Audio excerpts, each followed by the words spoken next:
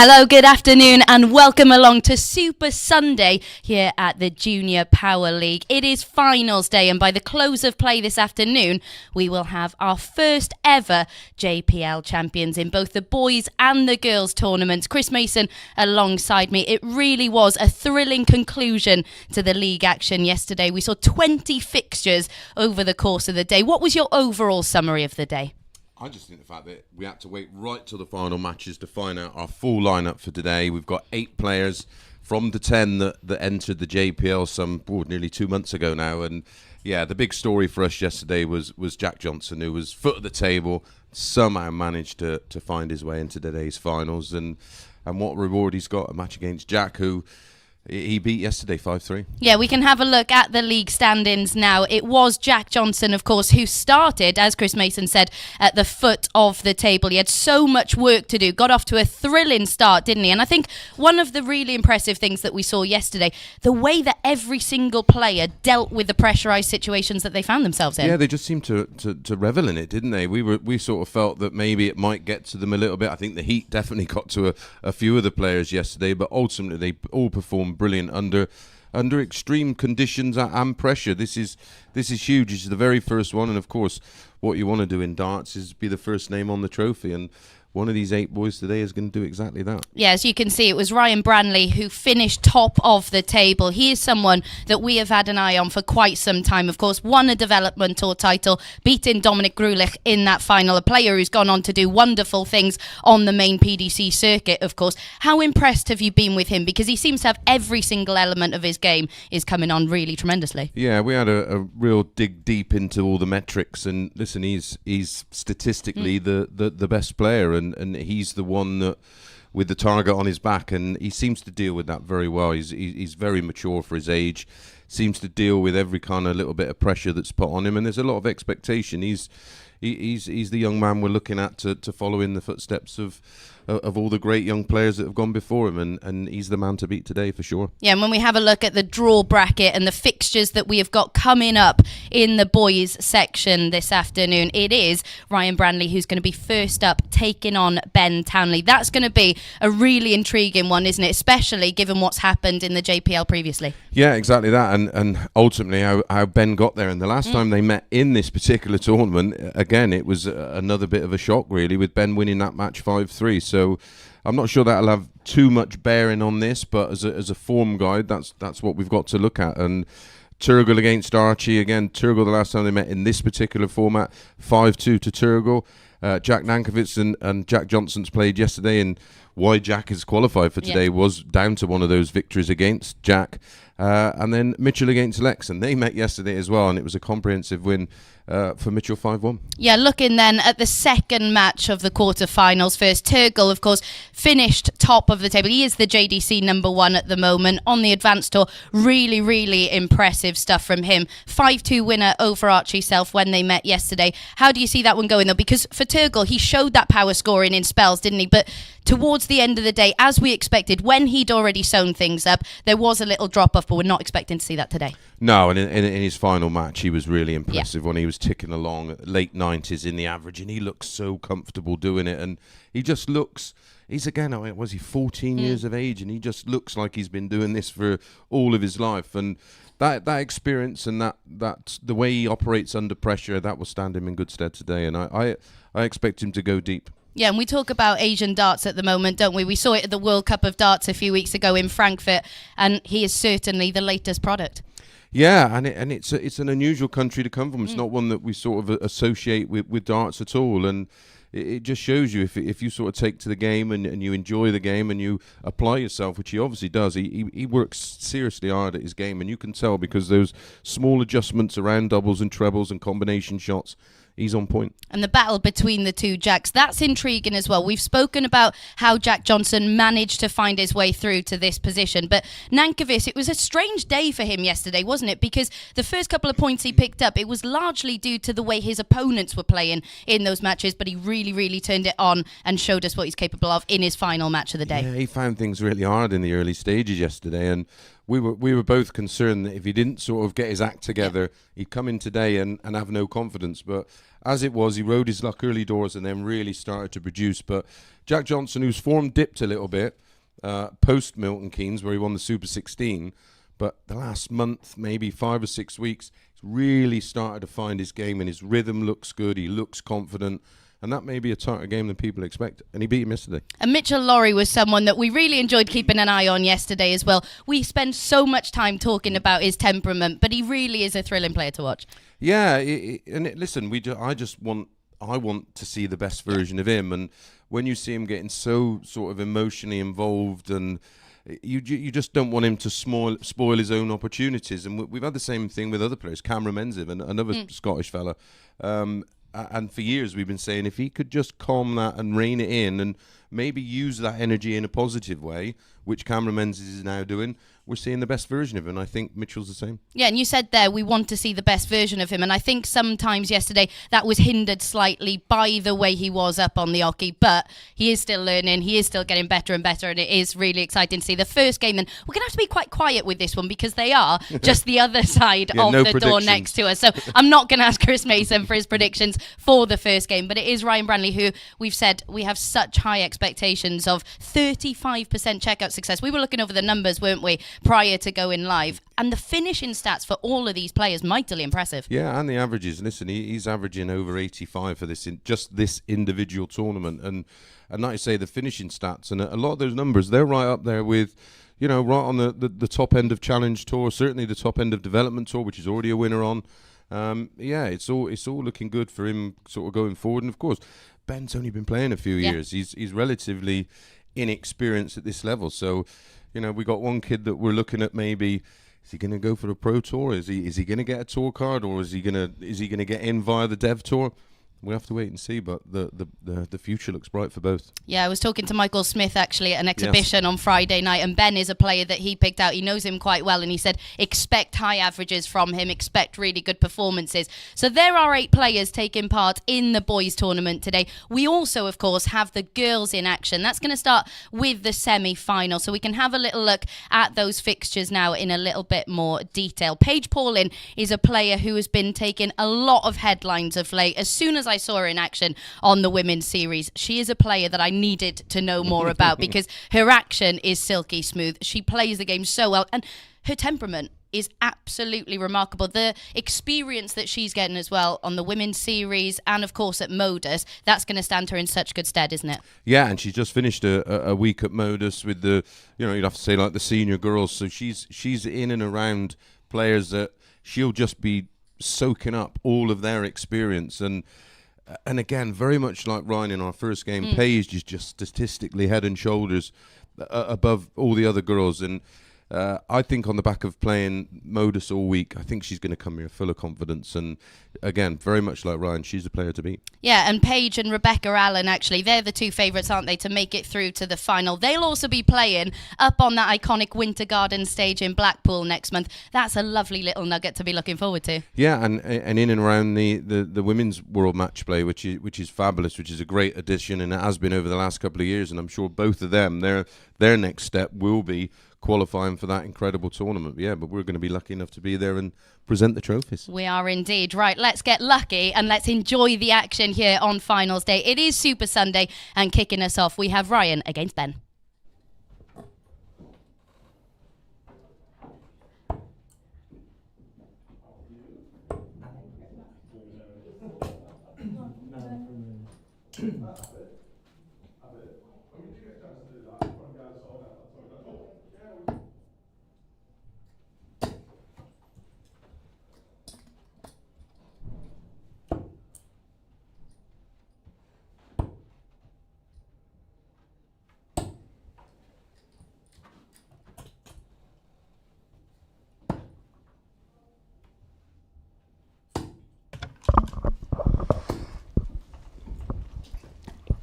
Well, our opening quarterfinal is going to be between Ryan and Ben. It's Ben that will have the darts, and a slightly extended format for these opening 4 matches.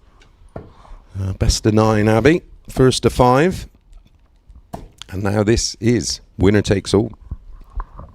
Yeah, completely different feel, isn't it, compared to yesterday where The players had multiple opportunities. If they couldn't get it right in the opening game, they knew that they still had further chances to get things done. But for Ryan Branley, well, the job was done very early indeed. Ended up finishing top of the table.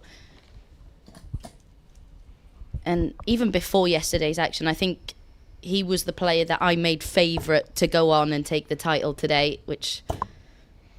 Yeah, and listen, that's down to the metrics. We can't, you can go through all the stats in the world, but ultimately, if you've got the highest average, the most reliable finishing stats, and the most 180s, ultimately you're going to create opportunities, and if you take them, you should win. Yeah, he wasn't the player yesterday, was he, who was taking the headlines, but that's because he didn't really have a job to do yesterday. No, and it was something you touched on really early, which was such a valid point. We're sort of expecting him to have the same kind of dynamics he will have in this match. Yeah. But this is elimination darts. You're either in or you're out, and you approach that totally different than you would in a round robin game where my work's done here. And I think in a way, maybe he's lovely Max. Whether he knows or not, it's all about reserving your energy levels and not. There was no point in him turning up yesterday and going all guns blazing and playing at the top of his game when he didn't need to. He could play within himself almost, couldn't he, yesterday? And I think we've seen that. Yeah. Because there was certainly a different dynamic to his match in his final game yesterday than there was all day. He looked really switched on. And he certainly switched on here. I have to say, though, we've just been next door to them where we started the show, and it is very, very warm. The conditions, you can see him wiping his hands on the towel there. I think that will be the MVP today. Well, Paige and Rebecca will be playing at Blackpool. This is perfect prep. Yeah, perfect. Because that's exactly how they're going to feel on that incredible Winter Garden stage, which is, without doubt, probably away from here, the hottest venue in darts. Yeah. Frankfurt for the World Cup is up there as well. Double 10.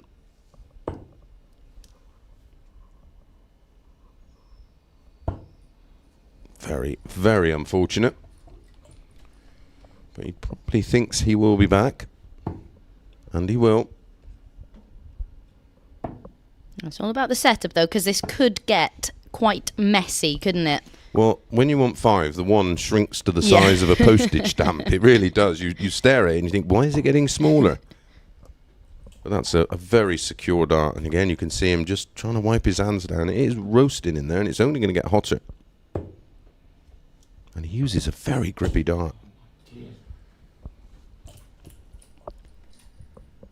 That is the problem when you've got a score like 5 left. It can get very, very messy. And it's double 15. Ben can't pounce and punish. Very nearly getting the steal.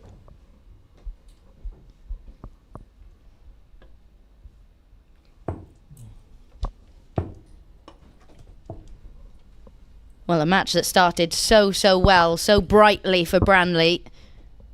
This opening leg is ending in frustration. Gets a single 7, double 4.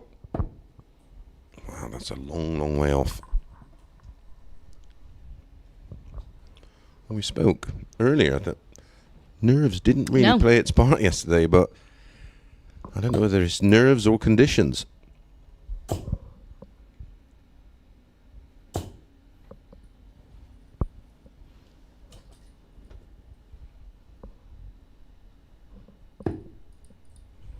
But it is Ben who somehow, in the end, manages to hold throw, but I think that's maybe where the niceties will end in this one, because Ryan looks the kind of player that probably will produce his best when he's a little bit annoyed.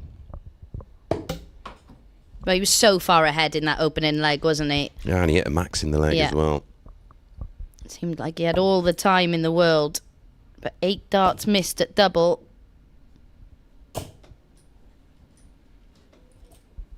But it's how he recovers, and he seems to be recovering well at the moment. Certainly the experience of winning a development tour title so early in his career. I mean, you don't get gifted those. You know, there's certain little tournaments you might get a little bit of rub and a little bit of luck along the way, but winning one of those with such a big field of so much talent, and that's the kind of thing you want to do as a player, because you can't pretend having confidence. You can't fake it. It's one of those things that is either true or isn't.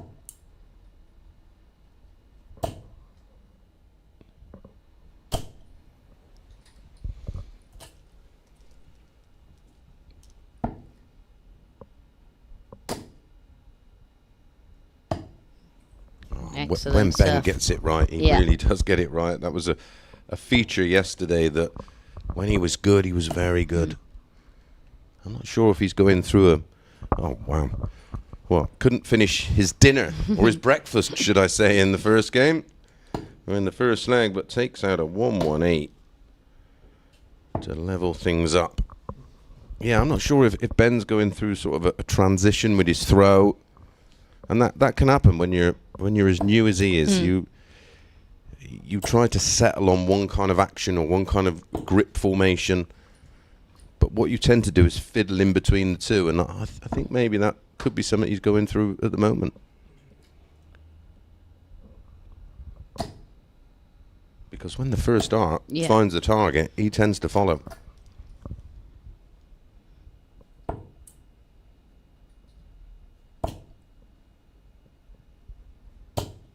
Well, you said, Mace, that Ryan seemed the player that would bring out his best when he's a little bit annoyed.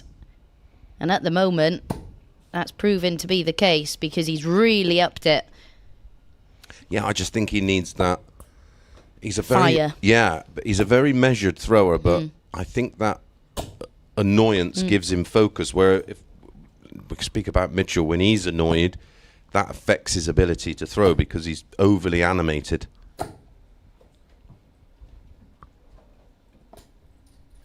Well, just took out 1-1-8. The shot's on. 8-8. He's on that lovely 5 again, perhaps. I'm sure that will thrill him. Yeah, he's not got fond memories of 5.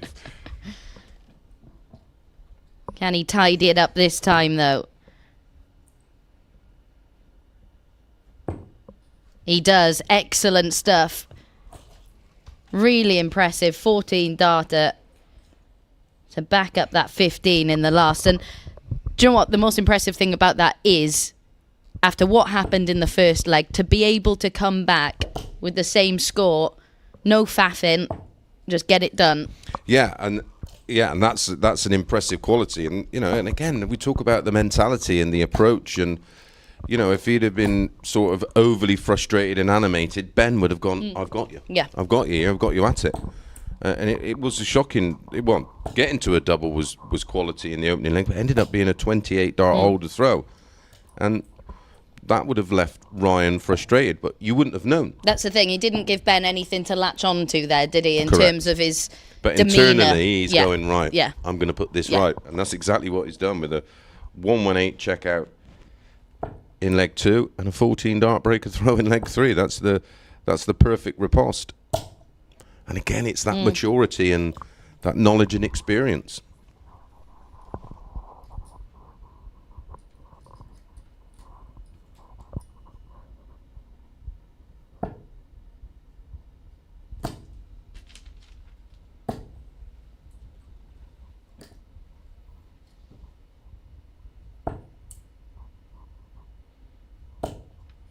Nearly £10,000 in prize money for the girls and boys today. That has to be. Have to give the JDC massive credit. They're the ones putting that prize money up for these kids and giving them this opportunity. Absolutely incredible. Yeah, it's the entire package, isn't it? It's the prize money, the facilities that they've got. Yeah, the structure, the surroundings, the guidance. And that's why, you know, when I was a kid, if I'd have said to my dad, "Oh, I'm going to be a professional dart player, go and get a proper job, son." Where now, with these kind of facilities, these opportunities, the opportunities that are there if you do become a professional player. I mean, there's not too many footballers at 18 years of age with more money than Luke Littler, so that tells you how the game's changed. And we're both huge fans of snooker, and I remember when all of us as players were looking at the snooker players going, "Oh my God, the money they can earn." Well, darts has more than caught up.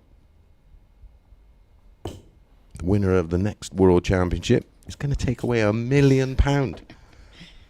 I never thought I'd ever say that in my lifetime.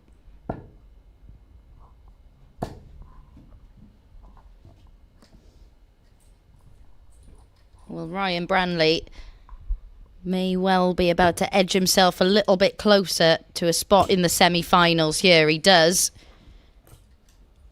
A very professional performance at the moment, this. Yeah, I mean, he's averaging 76 and he had 27 darts in leg one. So, yeah, there were 8 darts missed at double. Yeah, that's where averages can be skewed in terms of the response and how well he's played since then.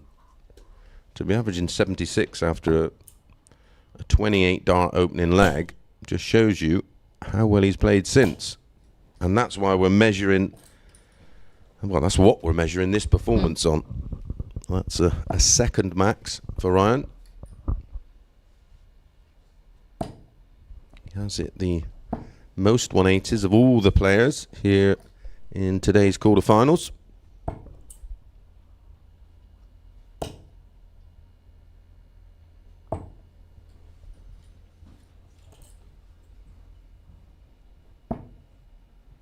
He just has the look of a pro player, doesn't he? Yeah. The exciting thing is, you're watching him going, it's going to be incredibly tough to stop him from getting his hands on the title, but we know that there are players capable of doing it. Well, that's what makes the day just so fascinating. You know, it was very much like everyone's opinion for the Premier League this year. Once the Final Four, it was like, well, who's Luke Littler going to beat in the final of it? And you just can't predict our sport. Talking of Luke's, congratulations to Luke Humphries, who in the early hours lifted the US Darts Masters, another leg of the World Series, and congratulations to Matt Campbell as well, who won the what was it called? North American. I don't know. He wasn't particularly thrilled because in his interview afterwards, he was like, "Well, it's pretty pointless me winning this. I wasn't even going to play in it." So. But he won it, of course, last year, and that really sparked something for him, didn't it? Because he wasn't in tremendous form going into that last year, and off the back of that victory, managed he really kicked on. Make the final of a Pro Tour event. He had a really good run in one of the Euro Tours I did recently as well. Yeah, his best ever. Make the semis? Yeah, first ever. Another great adjustment. Such a strong aspect to Ryan's game. He's just so measured. Looks in control. Not just his darts, but also his emotions. Yeah, it is the North American Championship. Yeah, so, I thought so. Did you stay up to watch it? No. I just caught up with everything this morning. Yeah.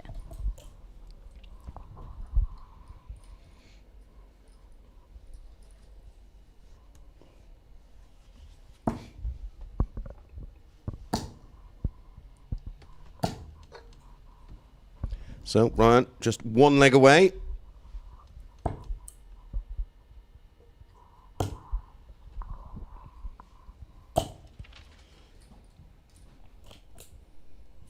Second quarterfinal is Turgot against Archie. Of course, we're in draw and bracket order, so Ryan will play the winner of that if he can find one more leg, and it just doesn't get any easier, does it? I mean, either of those two is a tough draw. Yeah, every match today should be an absolute belter. Of course, I'm incredibly excited to see Paige. Yeah, in action. I was lucky enough to do quite a few of the girls' matches in qualification for today's semi-finals, and yeah, it was really enjoyable.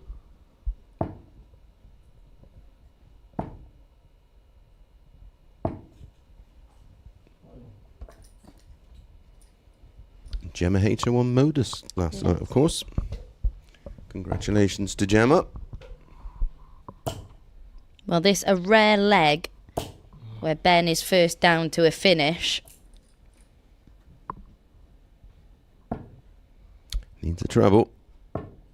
Oh, cheeky. Ball. I like it.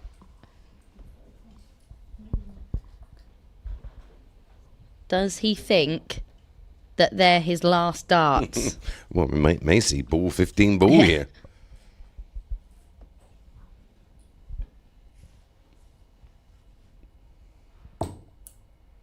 .96. So he is going to get a pop at 69, and it's got to go.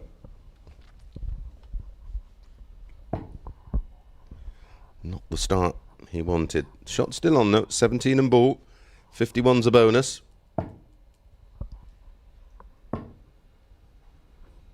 And that should be that. So to get over the line and seal his spot in the semi-finals. Ryan Branley just steadying himself, using all that experience. He came into this one as the heavy favourite.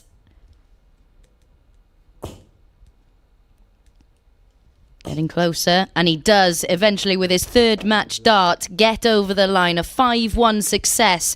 He came in, as I said, as the favourite to make it through, and at times during that match he showed exactly why. The averages in the end have been hampered somewhat by that opening leg, which was won in 28 darts, but still a complete performance in the end from Ryan Branley, who is our first player through to the semi-finals.